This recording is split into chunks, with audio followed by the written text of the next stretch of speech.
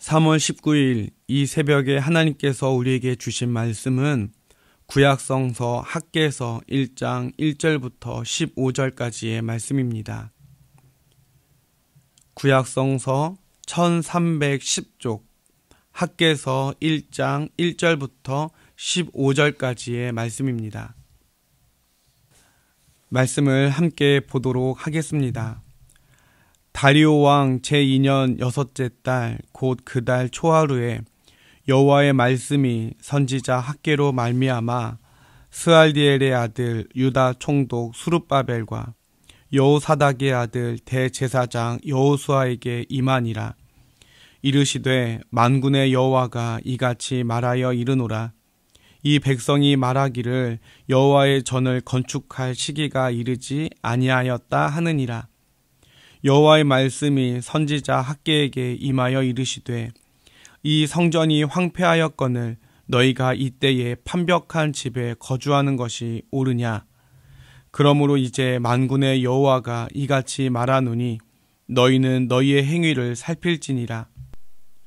너희가 많이 뿌릴지라도 수확이 적으며 먹을지라도 배부르지 못하며 마실지라도 흡족하지 못하며 입어도 따뜻하지 못하며 일꾼이 삭슬 받아도 그것을 구멍 뚫어진 전대에 넣음이 되느니라.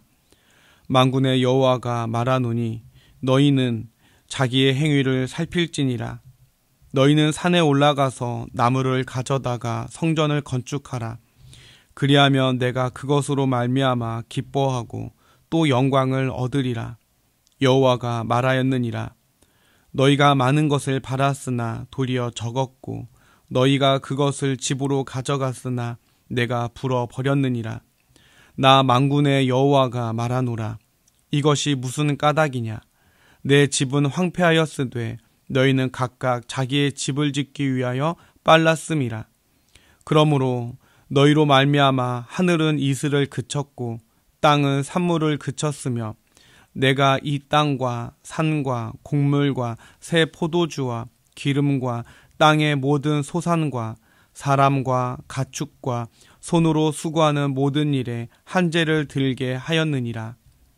스알디엘의 아들 수룹바벨과 여호사닥의 아들 대제사장 여호수아와 남은 모든 백성이 그들의 하나님 여호와의 목소리와 선지자 학개의 말을 들었으니 이는 그들의 하나님 여호와께서 그를 보내셨음이라. 백성이 다 여호와를 경외하매 그때의 여호와의 사자 학개가 여호와의 위임을 받아 백성에게 말하여 이르되 여호와가 말하노니 내가 너희와 함께 하노라 하니라. 여호와께서 스알디엘의 아들 유다 총독 수룹바벨의 마음과 여호사닥의 아들 대제사장 여호수아의 마음과 남은 모든 백성의 마음을 감동시키심에 그들이 와서 만군의 여호와 그들의 하나님의 전 공사를 하였으니 그때는 다리오 왕 제2년 여섯째 달 24일이었더라. 아멘. 오늘부터 함께 은혜를 나눌 하나님의 말씀은 학개서입니다. 학개서 말씀을 잘 이해하기 위해서는 이 책이 기록된 그 시대적 배경을 먼저 살펴봐야 하는데요. 기원전 721년에 아수르에 의해서 북이스라엘이 멸망하게 되었습니다. 북이스라엘이 멸망했으니 남쪽에 있던 남유다도 당연히 정복될 위기에 있었지만 이때 남유다를 다스리던 왕이 여러분들도 익히 들어봤을 히스기야 왕입니다.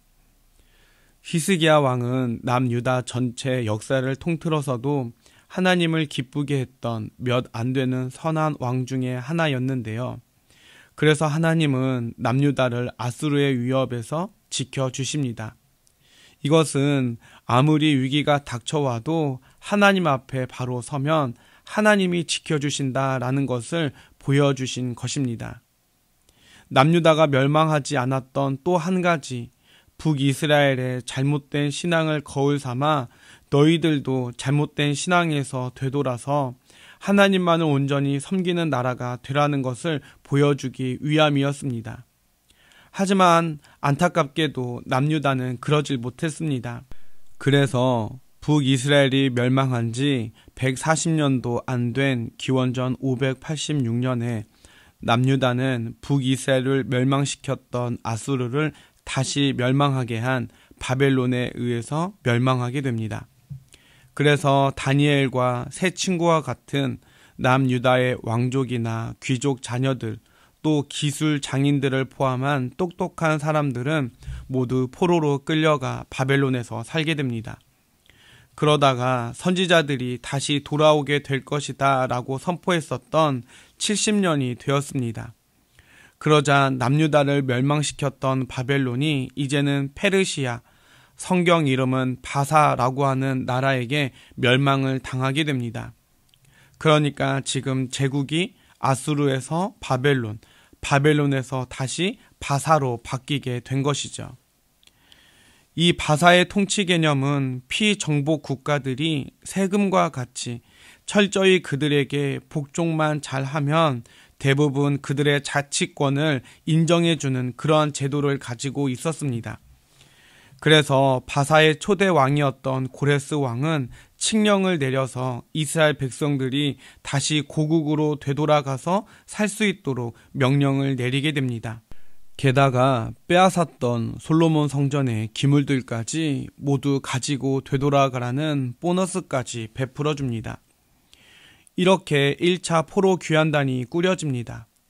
총독 스룹바벨과 대제사장 역할을 했던 여호수아 또는 예수아라고 하는 이 사람들을 중심으로 포로 귀환을 하게 되죠. 70년 만에 포로 귀환으로 되돌아왔던 이 사람들의 감격은 이루 말할 수 없었습니다. 하지만 이들의 포로 귀환 후의 삶은 완전 현실 그 자체였습니다. 70년 동안 버려진 땅에서 토지를 일구고 씨앗을 뿌리고 모든 것을 처음부터 다시 시작해야 하는 이들의 삶에 낭만은 더 이상 존재하지 않았습니다. 게다가 그들이 포로 귀환 후 제일 먼저 한 일은 흔적조차 사라진 솔로몬 성전을 대신할 이스라엘의 정체성을 상징하는 성전을 짓는 일이었습니다. 먹고 살기도 힘든데 성전을 지어야 하고 또 이것을 방해하는 원주민들과 사마리아인들의 방해로 성전을 짓기가 매우 힘들어졌습니다. 그래서 그들은 성전 짓는 일을 포기하고 맙니다. 무려 16년 동안 짓다만 성전이 방치되고 말지요. 이렇게 16년이라는 세월이 흐르는 동안 바사의 왕은 초대 왕이었던 고레스 왕이 죽고 오늘 1절 말씀처럼 2대 왕인 다리오 왕으로 바뀌어져 있었습니다.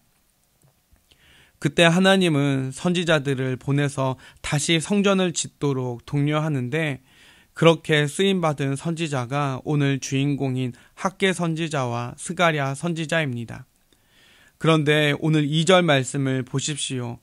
이스라엘 백성들이 지금 뭐라고 말합니까? 여호와의 전을 건축할 시기가 아직 아니다 라고 말하고 있습니다.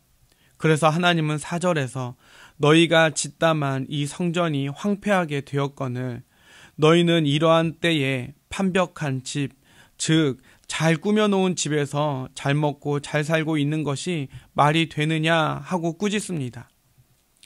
그래서 하나님은 5절에서 너희의 행위를 살필지니라. 즉 지금까지 너희들이 살아왔었던 지난 날을 기억해봐라. 하는 것마다 잘 안 되지 않았니? 마치 6절 말씀처럼 구멍난 주머니에 돈을 넣음 같았을 것이다. 즉 밑빠진 독에 물붓기였을 것이다 하고 말씀하십니다.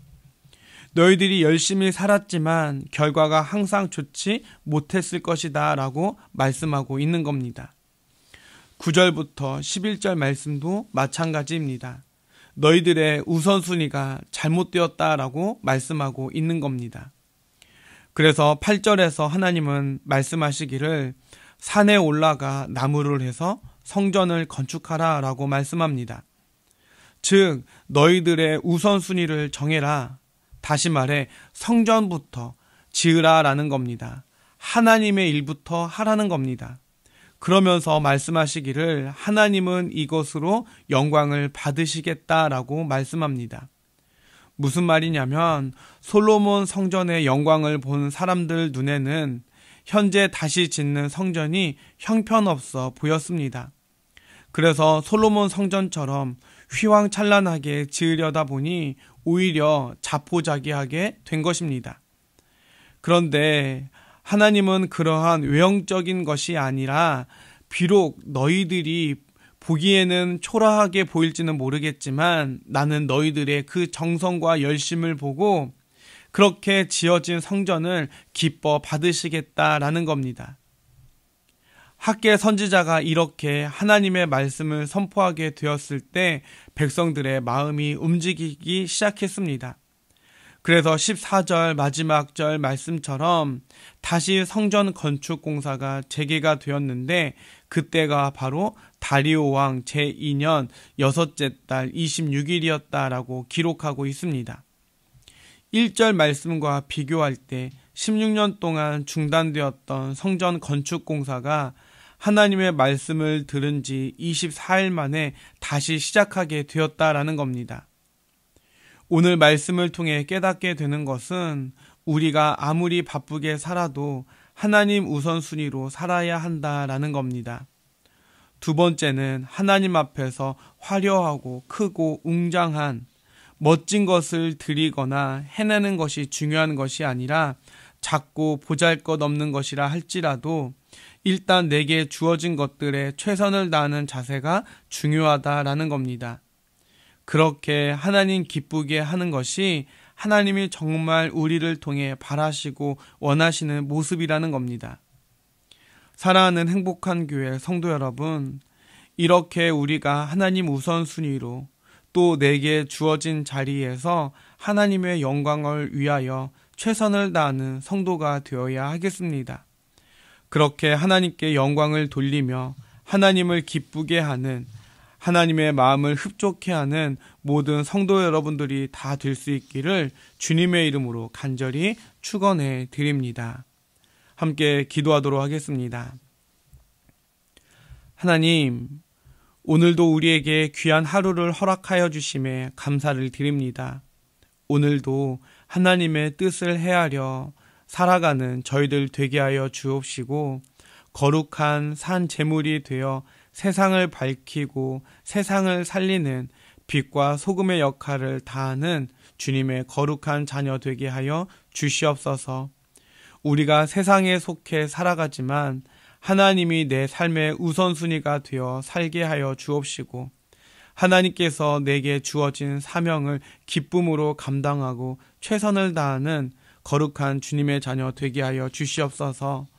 또한 내 배를 채우는 것보다 하나님의 영광을 채우기를 소망하며 또 많은 것을 누리려 하기보다 하나님의 은혜를 누리기를 소망하고 바라는 저희들 되게 하여 주시옵소서.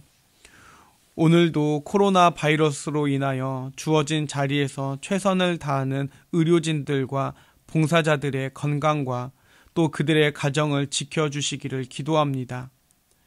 또 코로나 바이러스로 온 세계가 고통받고 있는 지금 저희들에게 긍휼함과 자비를 허락하여 주시옵소서. 특별히 이 바이러스가 더 이상 확산되지 않도록 지켜 주시옵소서. 더불어